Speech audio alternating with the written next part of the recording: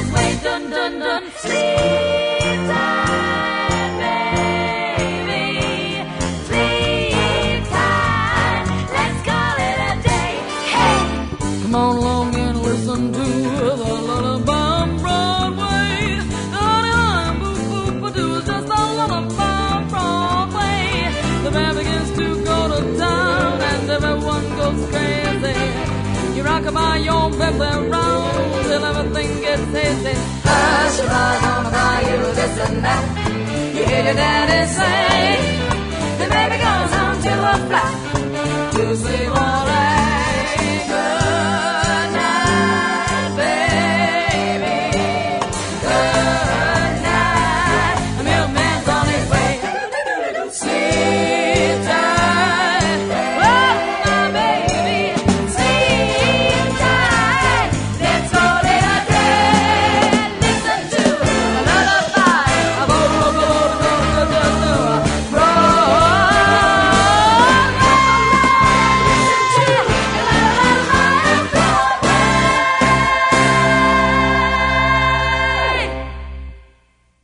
Well, if anyone could lead us on the Siren Song to Broadway, who would be better and more charming and more effusive and more multi-talented in the summer months than Bette Midler?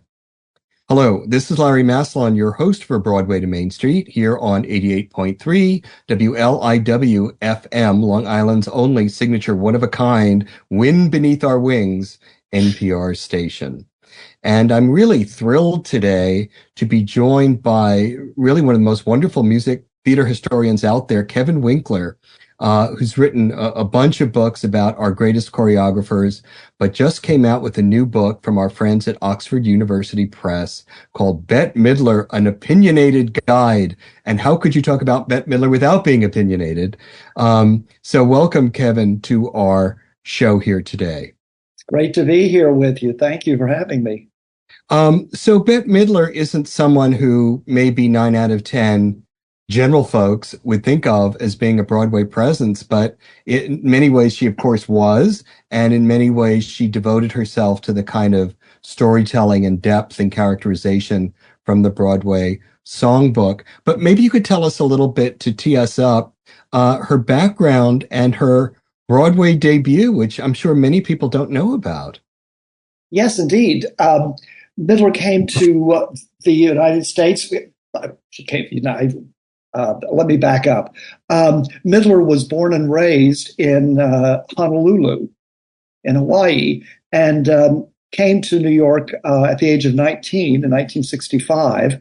And the minute she arrived, she started auditioning for the street's biggest hit, which was Fiddler on the Roof.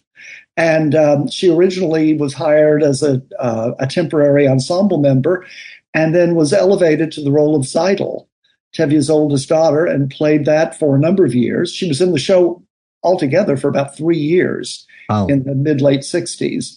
And that was her Broadway debut. And she didn't come back to the street in another book musical until, 30, 40 years later, the 2017 revival of Hello, Dolly. Which we'll make sure we get to. I mean, I have that souvenir program with her and I guess it's Paul Lipson and all these guys, the 182 guys who played Tevye, Right. and you turn the page, and then there's Bette Midler. But of course, being as she said, and as you write about so well, practically the only Jewish girl in Honolulu. It was interesting that she made her debut in Fiddler. One of the things we try to do here on Broadway to Main Street when we profile a performer is try to give a little sense of the context.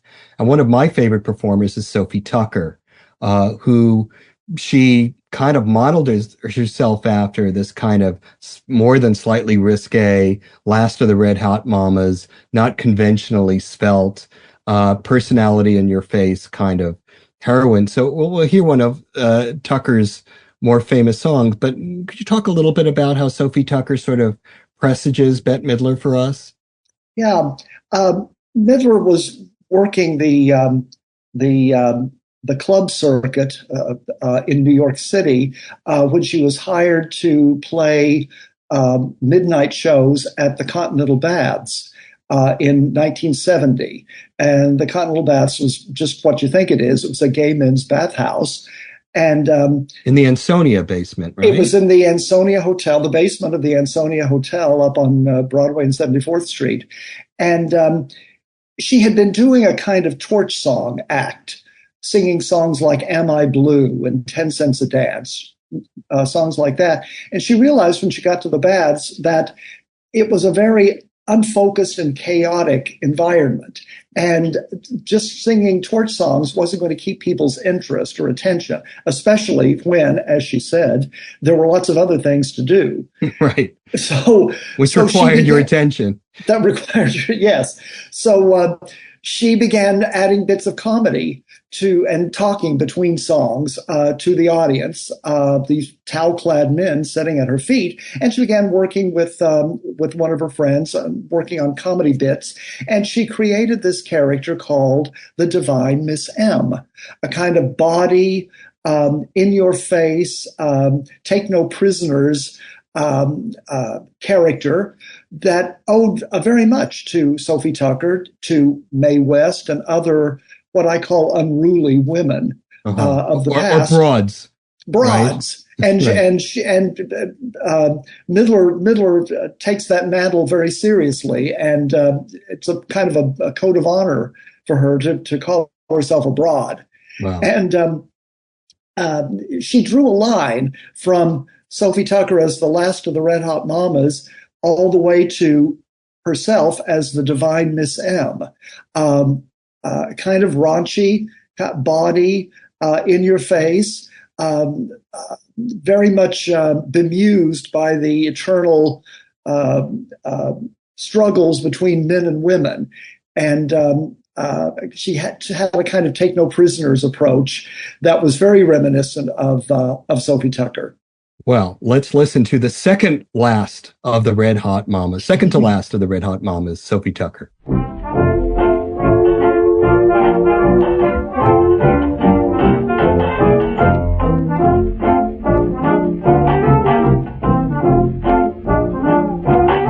There's a boy I'm crazy about, and I know he's wild about me. At the love stuff, he's not a real chic man, 'cause I'm the roaring lion, he's the poor weak lamb. Has he squeezed me? No. Has he pleased me? No. Has he told me tales of friends? Has he ever kissed me unawares and whispered, honey, take a chance? Well, he hadn't up till yesterday, but I guess he will tonight. I've been on the wrong track long enough. I'm gonna start and do things right. And when I get my arms around him and I hug with all my might, and if he's never called for his mother, then I guess he will tonight. And he hadn't up till yesterday, but I guess he will tonight.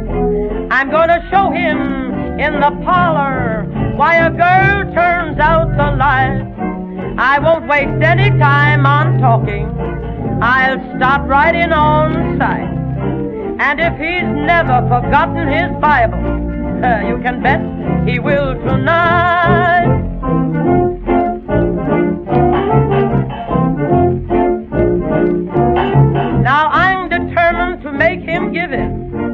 I'm just crazy to have him begin. He's not a sheik now, but when I get through, Ronald Coleman will never do the things he'll do. Shall I make him? Yes. Shall I take him? Yes. Shall I burn him up with bliss? But up to now, I must confess, he's never even tried a kiss. Well, he hadn't up till yesterday, but I guess he will tonight. That son of a gun's gonna start right in, getting next to things all right.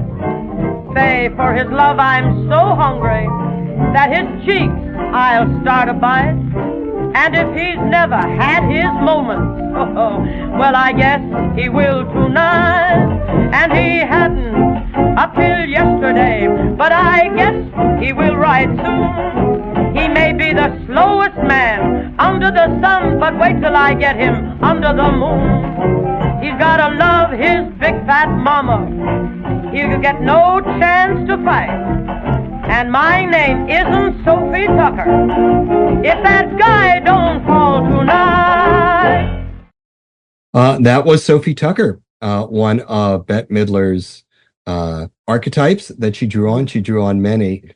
And I have to be very frank, I didn't know a lot about Bette Midler. Of course, I grew up with her in the vicinity, as it were. But the way you tie her into the change in demographics, the gay clientele who supported her fan base, her back and forth, sometimes being mainstream. So I sort of feel like, you tell me if I'm wrong here. You know, I don't know if you know that kids game Operation, where we'd go every time you got the tweezers too close. I feel sometimes when she got too close to the mainstream, she stepped back a little bit and indulged a bit in her roots. Can you talk a little bit about that as a way of maybe teeing up this Howard Crabtree song we're going to hear? Oh, yes. Midler moved rather quickly into the mainstream.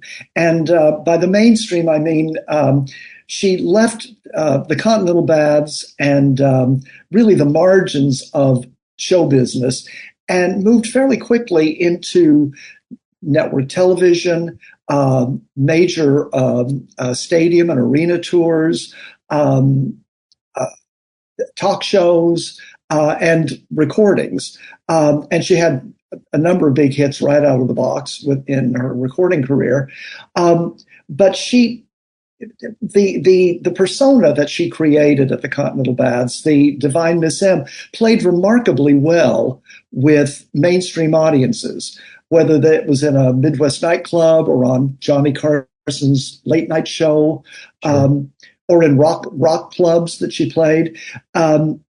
And she was able to keep her integrity as a performer, even as she broadened her audience. And as I say in the book, in a way, she took the boys from the Baths with her as she moved into the mainstream and acclimated straight audiences to their tastes.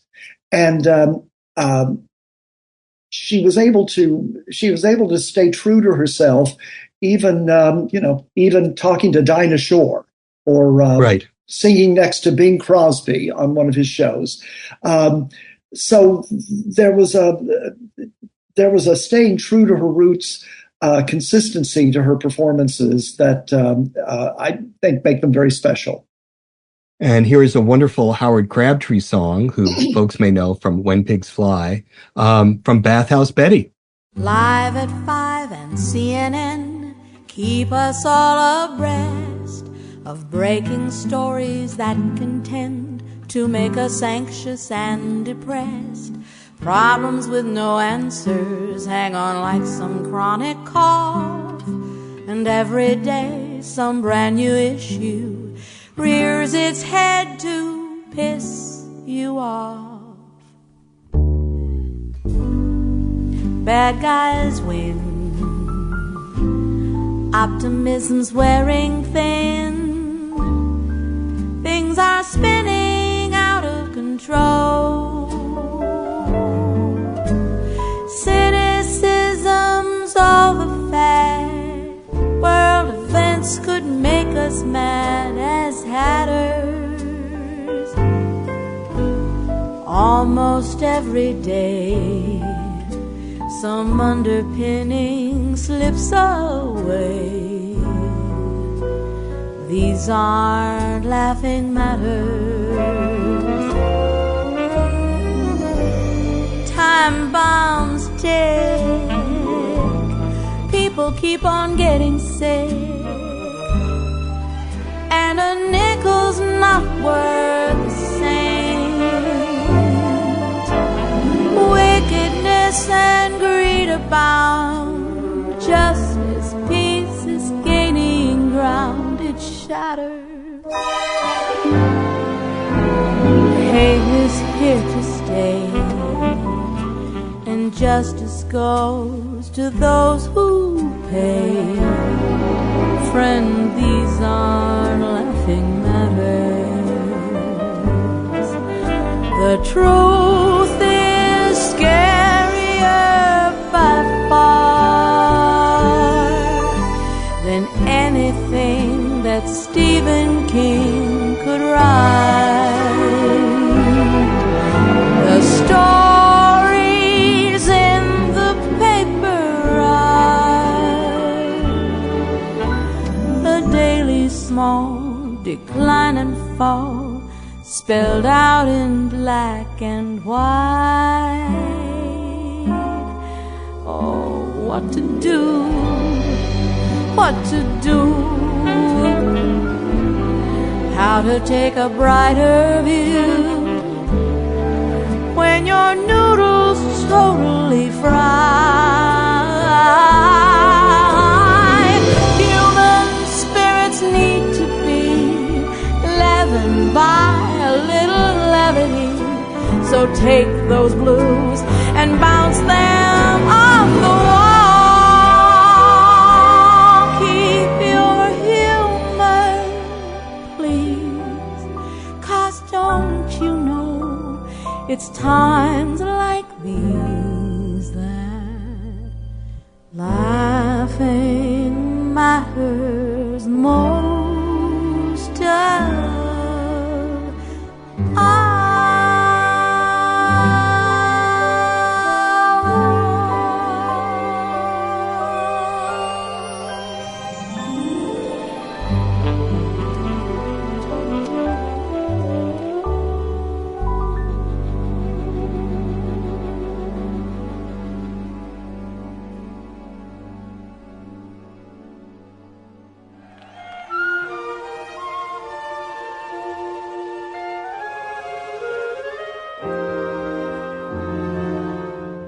I'm gonna love you like nobody's loved you, come rain or come shine.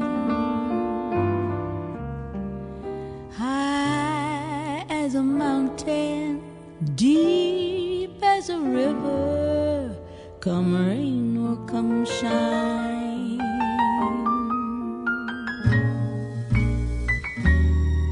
And I guess when you met me, it was just one of those things. But don't ever bet me, 'cause I'm gonna be true if you let me, let me. You're gonna love me like nobody's loved me, come rain or come shine. Happy together, unhappy together, and won't it be fine?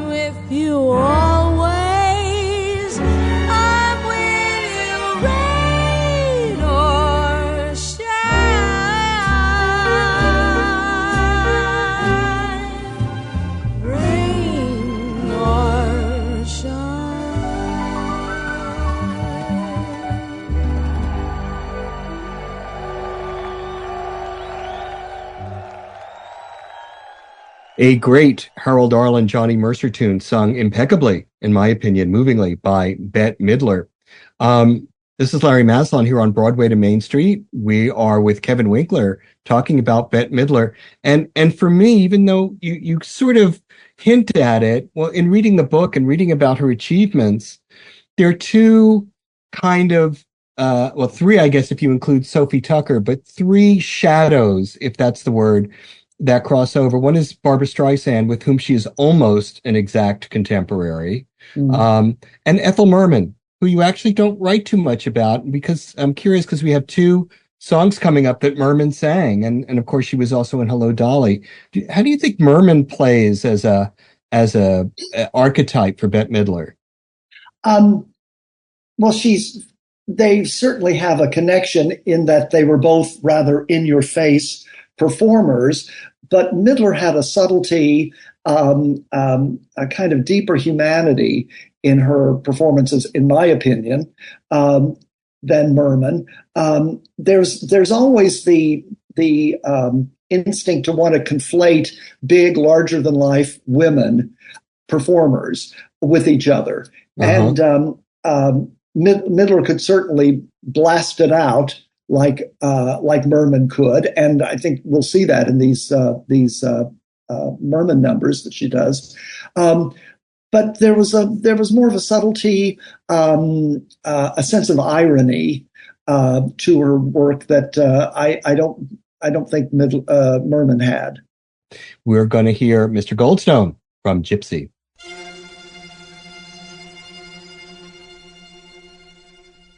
Have an egg roll, Mr. Goldstone. Have a napkin, have a chopstick, have a chair. Have a spare rib, Mr. Goldstone. Any spare rib that I can spare, I'll be glad to share. Have a dish, have a fork, have a fish, have a pork. Put your feet up, feel at home. Have a smoke, have a coke. Would you like to hear a joke? I'll have June recite a poem. Have a lychee, Mr. Goldstone. Tell me any little thing that I can do. Ginger peachy, Mr. Goldstone. Have a kumquat, have two. Everybody give a cheer. Santa Claus is sitting here. Mr. Goldstone, I love you.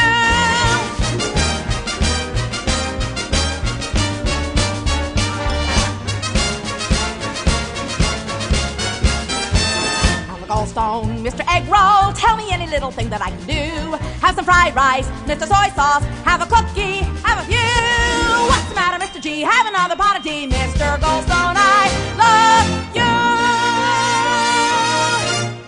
you. There are good stones and bad stones and curbstones and gladstones and touchstones and such stones as them.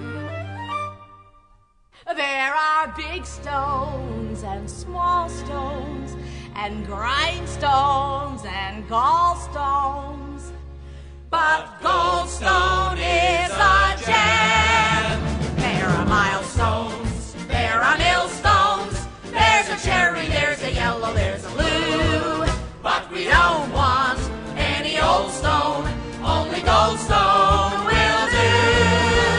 Moonstone, sunstone, we all scream for one stone. Mr. Goldstone, we love you.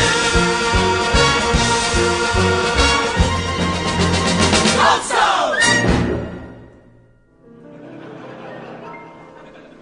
I was born on 1,000 acres of Oklahoma land. Nothing grew on the 1,000 acres, for it was gravel and sand. One day, Father started digging in a field, hoping to find some soil. He dug and he dug and, what do you think? Oil, oil, oil. The money rolled in and I rolled out with a fortune piled so high.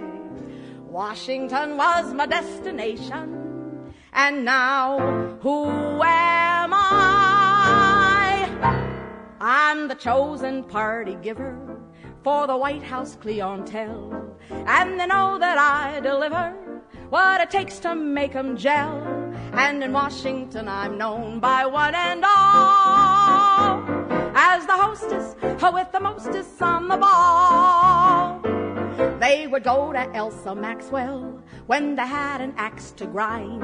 They could always grind their axe well at the parties she designed. But the hatchet grinders now prefer to call on the hostess with the mostest on the ball. I've a great big bar and good caviar, yes, the best that can be found, and a large amount in my bank account when election times comes round. If your thoughts are presidential, you can make it, yes indeed. There are just 3 things essential. Let me tell you what you need is an ounce of wisdom and a pound of gall, and the hostess with the mostest on the ball. I think I'll take a breath. I don't know how Ethel did it. Now, it might seem to you that some of these lyrics are dated. Some of them are dated, but on the other hand, some of them could have been written just yesterday. I mean, Elsa Maxwell hasn't been with us for many, many years now, but some of them, I tell you, not one single word has been altered in this song, or as Ethel would say, not a single void. Entertaining vodka drinkers is the job they give to me. Making nice guys out of stinkers seems to be my cup of tea. What they really need behind the iron wall is the hostess with the mostest on the ball. Now there's a book of regulations as to who sits next to who, but there may be complications when the blue blood's not so blue. So the priestess with the leastest protocol is the hostess with the mostest on the ball. This part really kills me. An ambassador has just reached the shore. He's a man of many loves, an important gent from the Orient to be handled with kid gloves. He can come and let his hair down, have the best time of his life, even bring his new affair down, introduce her as his wife, but she mustn't leave her panties in the hall of the priestess with the leastest, of the hostess with the mostest on the ball.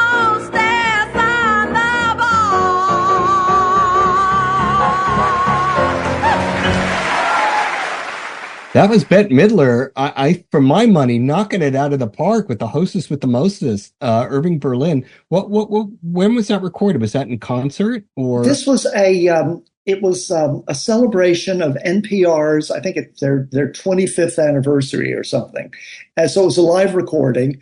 I don't think I've ever heard her sing that before. She never did it in one of her many tours. And she's terrific. She gets every ounce of humor out of that song. She just seems to revel in the wordplay of it. And she's absolutely delightful. It makes me sorry that she never did a revival of Call Me Madam. Yeah, she'd be great. I'm sure Irving Berlin is smiling from up above listening to that. Let me tell you a quick story. When she first emerged onto the scene, when she was still working at the Continental Baths, she did an interview, and the interviewer said to her, or asked her who her favorite singers were.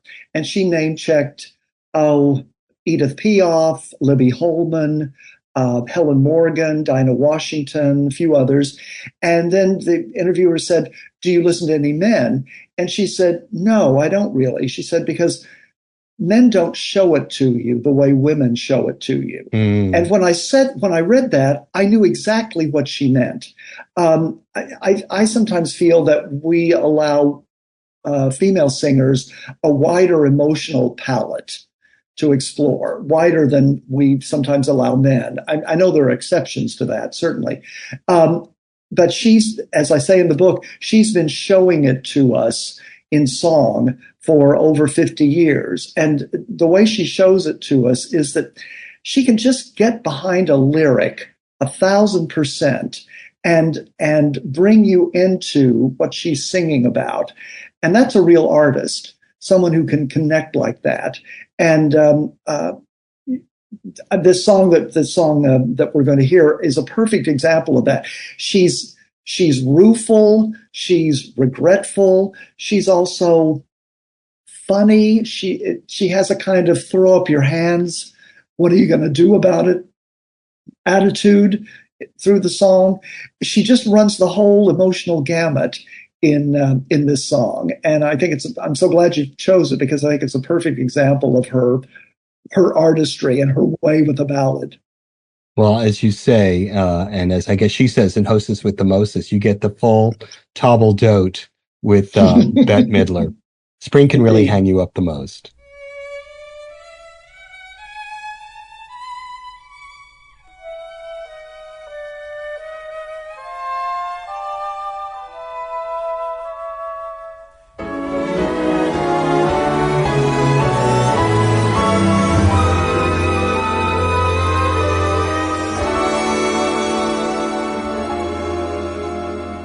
Once I was a sentimental thing, threw my heart away each spring. Now a spring romance hasn't got a chance. Promised my first dance to winter. All I've got to show's a splinter for my little flea.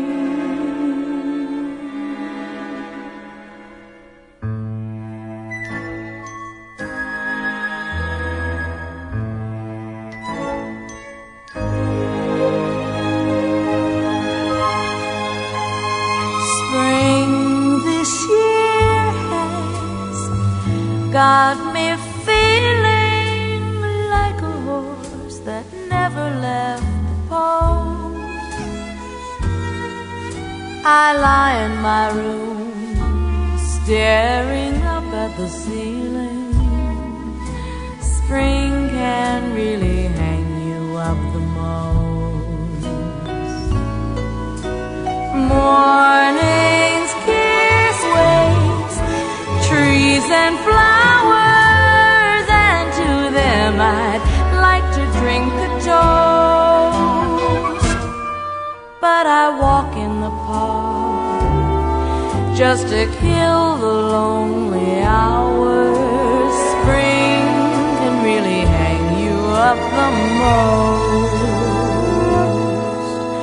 All afternoon the birds twitter twit.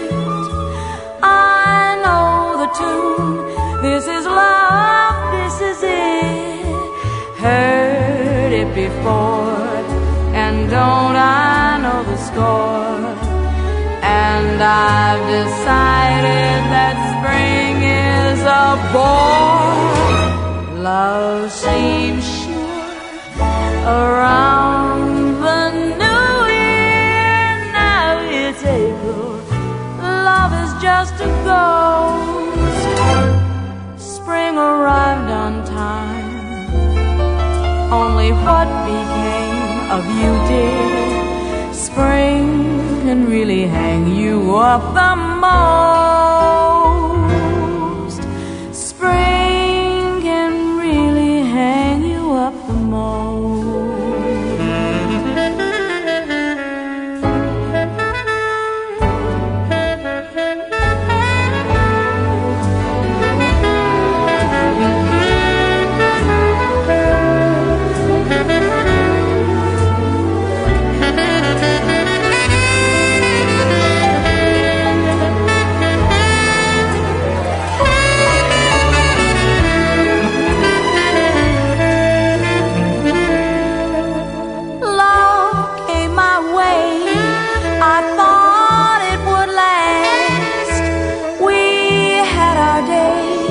Now it's all in the past. Spring came along, a season of song, full of sweet promise, but something went wrong. Doctors once prescribed a tonic, sulfur and molasses was the dose. Help one bit. My condition must be chronic. Spring can really hang you up the most. All alone, the party's over. Old Man Winter was a gracious host. But when you keep praying for snow to hide the clover, spring can really hang you up the most.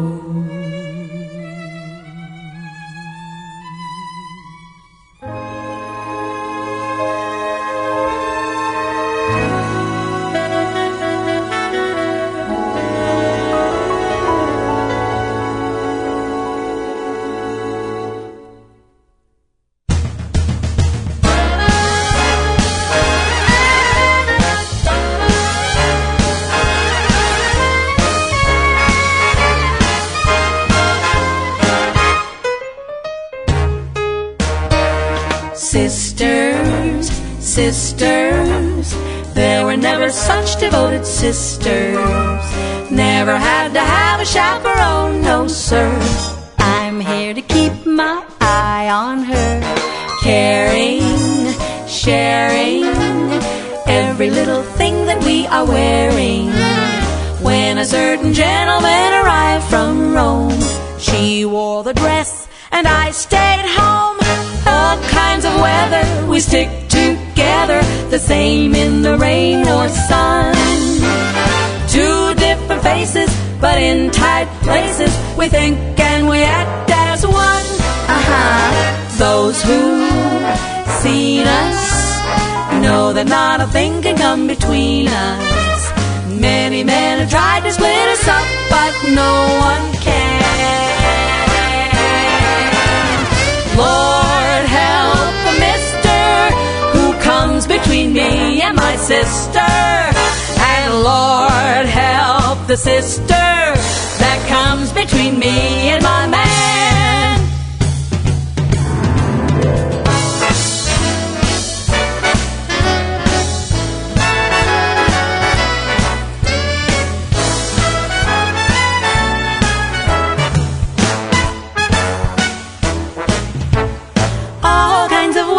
We stick together, the same in the rain or sun. Two different faces, but in tight places, we think and we act as one. Those who've seen us know that not a thing can come between us. Many men have tried to split us up, but no one can. Lord help the mister between me and my sister. And Lord help the sister who comes between me and my man. Sisters, sisters, sisters, don't you come between me and my man.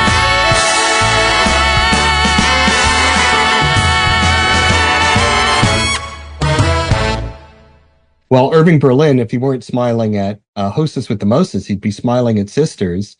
That was with Linda Ronstadt from an interesting turn she did in her career, which a lot of her contemporaries, I guess, did. Certainly people like Michael Feinstein, which were tribute albums. And she did a tribute album to Rosie Clooney and one to Peggy Lee. I think the Clooney, and I think you and I agree on this, is probably slightly more successful. Yes. Why do you think she decided to go that route at that stage in her career where she really didn't really need to connect with anybody in the past? She was her own legend by then. Mm-hmm. Well, the impetus for the album was an idea that Barry Manilow had. Right. Barry Manilow, as people may or may not know listening to this show, was her musical arranger and producer very early on in her career when she was still at the Continental Baths. And in my opinion, he was really her most simpatico musical collaborator. He wrote wonderful charts for her that brought a discipline and focus to her singing, but they also had a sense of drama and a sense of theatricality, and that cushioned her and showcased her in really in an ideal way.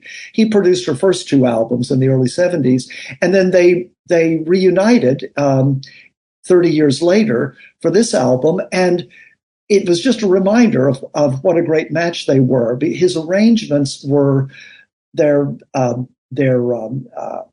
respectful, but they also take the songs in new directions.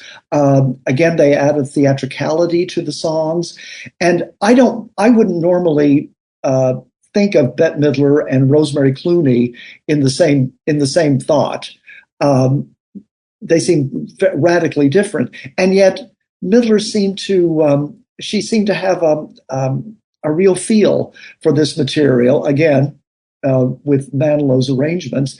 And a perfect example of that is this duet with Linda Ronstadt, where they just seem like they're having a ball. Sure. And they seem to be enjoying each other's company and the playfulness of the song. Well, a kind of parallel, oddly enough, is the way Rosie Clooney and Nelson Riddle managed to bring magic out of each other on their records. So that's a great analogy. Yes, I guess she's bringing that forward. We're going to get to a powerhouse number because Bette Midler is nobody's second rater when it comes to doing powerful dramatic material, and this is Lotte Lenya. And is it true that she tried to do a Lotte Lenya project several times throughout her career?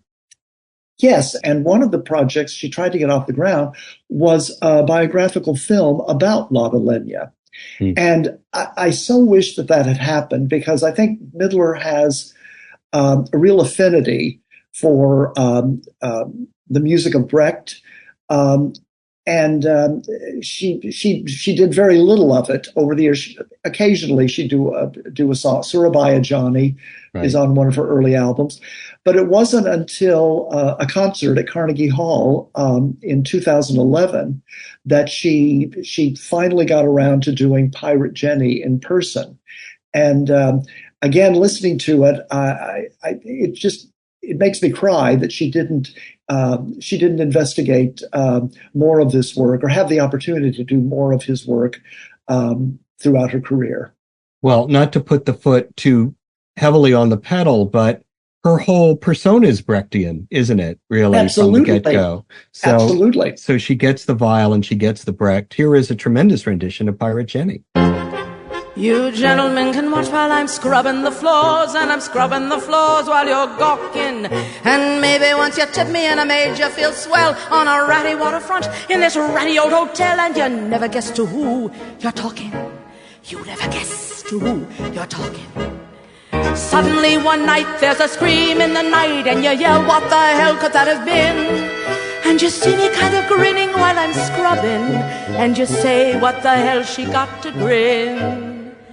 And a ship, a black freighter with a flag on its masthead will be coming in.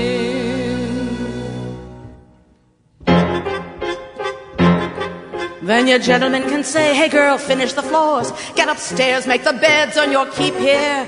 You toss me your tips and look out at the ships, but I'm counting your heads while I make up the beds, 'cause there's none of you gonna sleep here. Tonight, none of you will sleep here. Then one night there's a bang in the night, and you say, who's that kicking up a row? And you see me kind of staring out the window, and you say, what's she got to stare at now? And a ship, a black freighter, turns around in the harbor, shooting guns from the bow. Then only a gentleman can wipe off that laugh from your face. Every building in town is a flat one. Your whole stinking place will be down to the ground. Only this cheap hotel standing up, safe and sound. And you yell, why the hell spare that one? And you yell, why the hell spare that one? All the night through with the noise and to-do, you wonder who is the person lives up there. And you see me stepping out into the morning, looking nice, with a ribbon in my hair. And the ship, the black freighter, runs the flag of its masthead, and a cheering's the air.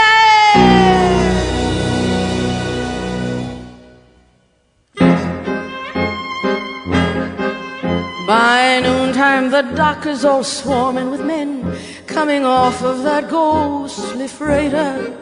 They're moving in the shadows where no one can see, and they're chaining up the people and they're bringing them to me, asking me, kill them now or later. Asking me, kill them now or later. Noon by the clock, and so still on the dock, you can hear a foghorn miles away. In that quiet of death, I'll say, right now. And they'll pile up the bodies, and I'll say, that'll learn you. Then the ship, the black freighter, disappears out to sea, and on it is me.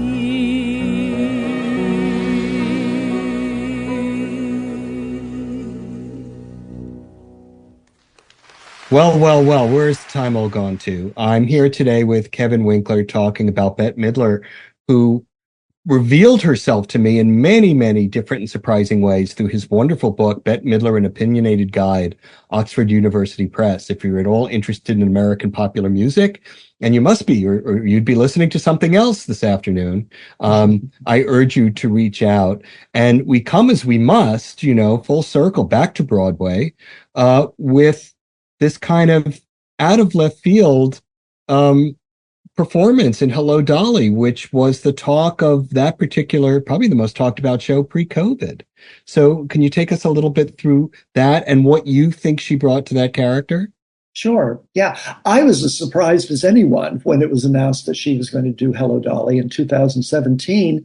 Of course, she was a theater star all her career. Her many live shows were, in a sense, one-woman shows where she played a variety of characters through song and comedy. So it was, like I said, it was really a surprise for me when she was announced for this role. But Dolly almost felt like a role that was just waiting for her to step into. And she brought everything you'd think she would bring to it. Great humor, a little sense of irony, a little bit of, there was astringency, but there was also great heart and sentimentality to the performance. And you don't quite get this on record, but it was a very physical performance. Her gesticulation, her body language, she's there in the most wonderful and thrilling way every moment that she's on stage. And she brought her star power to it as only she could, and that's what I think made the event so memorable. Well, and back to Brecht, she also sort of let you know it was Bette Midler at the same time, which is very, have to be amazingly sophisticated, and of course she is. So there's a rumor about MAME, or is that just? I read that too. I saw the interview. She was sort of, riffing and thinking out loud. Why not? Sure. Why not? She'd be great. I'd love to see her in. I'd love to see her in anything, and she'd certainly have a field day with those Jerry Herman songs. Yeah. Well, I hate to say so long, Kevin. This has been so fun. We could do another hour on Bette Midler, but I'm afraid we have to. Thanks for joining us today. It's been a real pleasure, Lawrence. Thank you. And speaking of so long, we will go out with Bette Midler singing So Long Dearie from her Tony-winning turn in Hello, Dolly. Goodbye, goodbye, goodbye, goodbye, goodbye, goodbye. Don't try to stop me, Horace, please.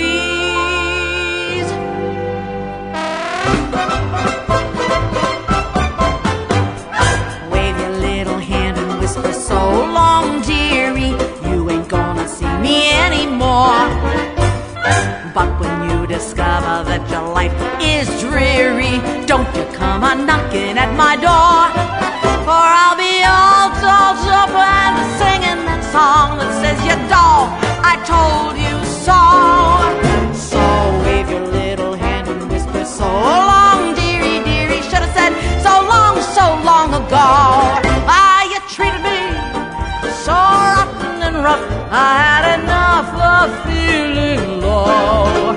So wave your little hand and whisper, so long, dearie, dearie. Should have said, so long ago.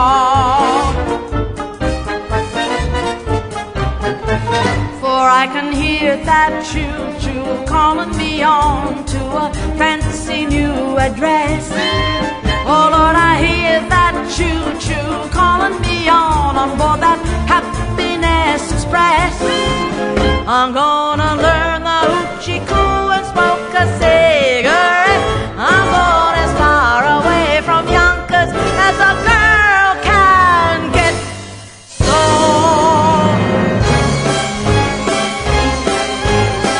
and on those cold winter nights, Horace,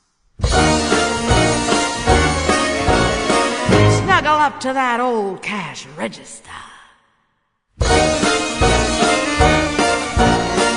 It's a little lumpy, but it rings. Don't come a-knocking, I'll be all dolled up and singing that song that says, you dog, I told you so.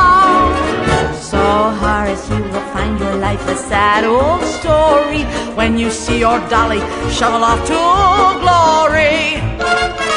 Oh, I should have said so long.